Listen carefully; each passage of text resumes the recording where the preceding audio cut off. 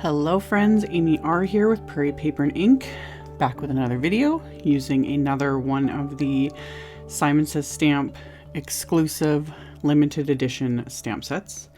Today's collaboration is with AlteNew. This is the framed friendship set, and it's available as a set or as a set with a wafer die.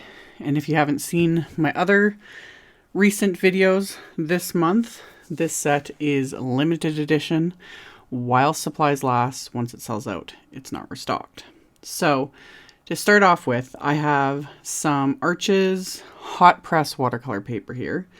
It was already sitting on my desk from one of my previous projects, and I have been trying harder at using some of my good watercolor paper because the results are always so much better. So I had this piece and I stamped the floral image from the set onto it with VersaFine Clair Nocturne ink. And then, as I like to do when I'm going to do any sort of watercoloring, I am heat embossing this. And I'm using Wow's Clear Matte Dull embossing powder. You can use regular clear embossing powder, that's fine, and that's what I've done for years. But more recently, I started using this dull embossing powder because it gives that matte finish that ends up making it look like it's not embossed at all. And I like that because it just doesn't interrupt. Like sometimes I just don't want the shiny finish, but I want the raised edges of the embossing because it makes my watercoloring a lot faster. I was going to do no line watercoloring with this, but it depends on my mood, and I wasn't in the mood and I didn't have the time. So stamped it, heat embossed it, makes things easier. For this first little bit, I kept this in real time because I know I speed it up a lot in editing, but also because otherwise like my videos would just be way too long and there's no way with uploading and just everything. But this is normal time of watercoloring and how long things take. So because this is all heat embossed, I can wet the entire area. So I'm starting with the rose image. I wet all of the rose petals all at once, but all the color I add is contained within each petal. So for the actual color, I'm using Ink on 3's Atelier inks. They come in an ink pad format, but they're very different. I've used them in several videos so far, and just the way they're formulated in the pigments make them really fun to watercolor with.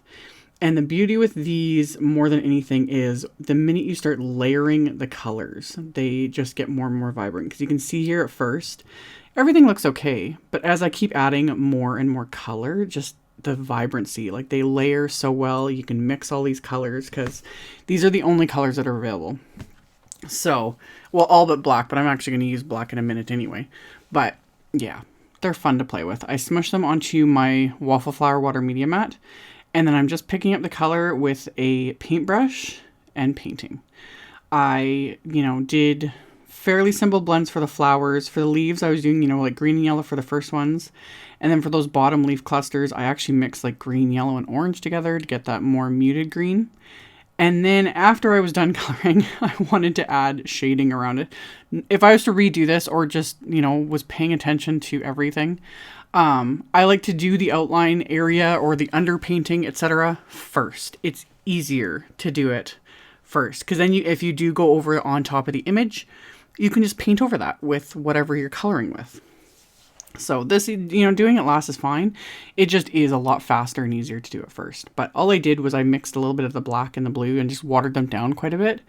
Painted around, to add that little bit of shadow and depth, but also to add a bit of texture because I kind of, dotted the color here and there. And then I let everything completely dry and then added splatter with Perfect Pearl powder from Ranger mixed with water. That's like my go-to splatter for all the things. It just adds the prettiest shimmer. So, of course, I just kept adding more and more. There's never enough.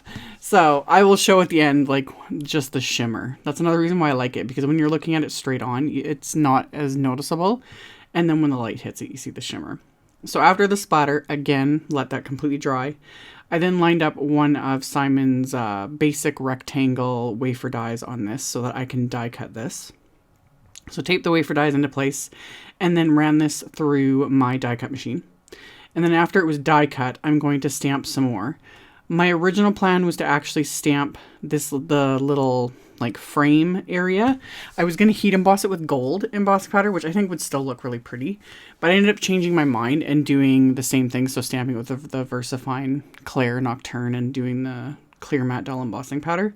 So again, as always, hindsight, since I did do this, I could have done all this in one step at the very beginning, but I wasn't sure when I first started this, you know, I was going to do the frame in gold. I wasn't sure about the sentiments I was going to use, you know, all those things. But looking back, if I was going to redo this, I would have just done all the stamping in the very beginning and then been done with it. So stamped this frame. There's two frame options. There's a curved one and then this one. I chose to go with this one for this card. So I stamped this and one of the little sentiments. There's a ton of little like buildable sentiments in this set.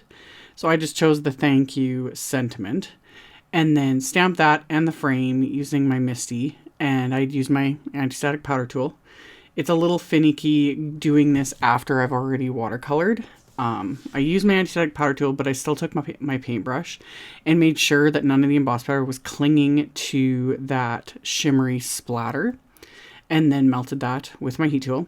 And then off camera, I had stamped the friend sentiment from the set onto some surf blue cardstock with the same ink, same embossing powder, all that stuff. And then trimmed it down with my paper trimmer, and I'll adhere that after I get everything else kind of done. And then with the surf blue cardstock, that's what I used to make my card base, which is a top folding A2 size card.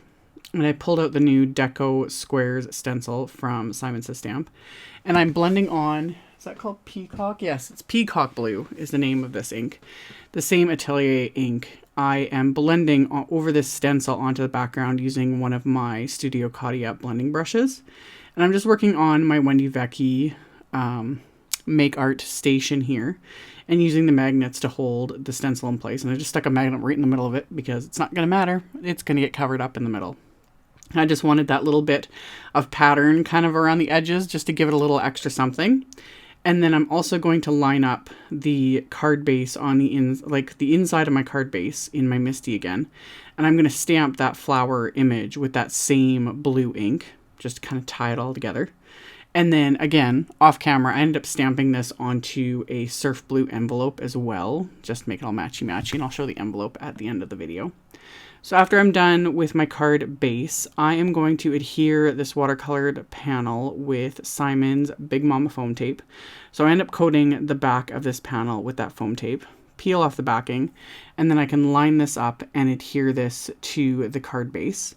And then I'm going to do the same thing with that little friend sentiment and just add some of that foam tape to the back of that as well, because it gives it that little bit of extra dimension that I like, but it's not as thick as standard foam tape, so things aren't popped up quite as much. So I adhered that, and as always, you could stop here, but I'm going to add a little bit of bling. I have Ocean Wave crystals from Studio Katia, so pulled those out, and I'm going to be pretty heavy-handed with these, as always, on my card front, even more so than I show in the video. After I was done like filming and everything, I ended up actually adhering several more. Again, it was one of those things where like the color was just right and it wasn't really interrupting all the things going on the card. So I sprinkled those around the card and I'm adhering them into place just with more dabs of some craft tacky glue. And then once those are adhered, this card and envelope is complete. So like I had mentioned earlier in the video, I'm going to turn the flashlight on my phone so that you guys can kind of see that shimmer. Oh, love it. Love it. So yeah, links will be below the video in the description box to my blog post. I will link to the stamp and die set. Like the other ones, this is limited edition only while supplies last. So just check it out below if you are interested. Thank you all so much for watching and subscribing and thumbs upping and commenting. Stay tuned. I have a bunch more videos coming. And I will see you all very soon in the next one. Bye!